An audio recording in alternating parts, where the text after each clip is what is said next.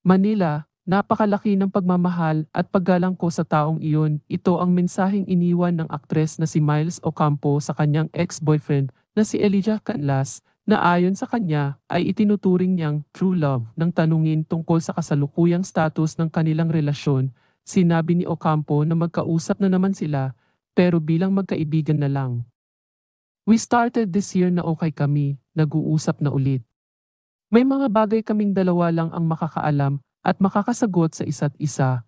So might as well be friends for now, she told Karen Davila in an interview for the vlog ng huli. Sa kabila ng kani-kanilang mga pagkukulang sa kabuuan ng kanilang relasyon sa mahigit 2 taon, sinabi ni Ocampo na napatawad na niya pareho ang sarili ni Canlas.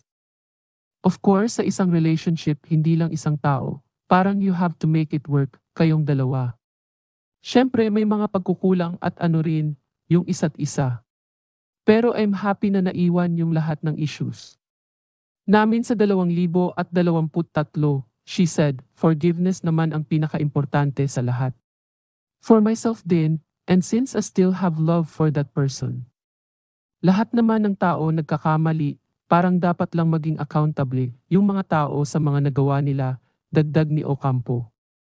Inamin din ni Ocampo na mayroon pa rin siyang pagmamahal at paggalang kay Canlas, lalo na't marami silang masasayang alaala na magkasama. May pinagsamahan kami, matagal din kami, and kapag ganun na marami kayong pinagdaanan together, marami kayong happy memories din together.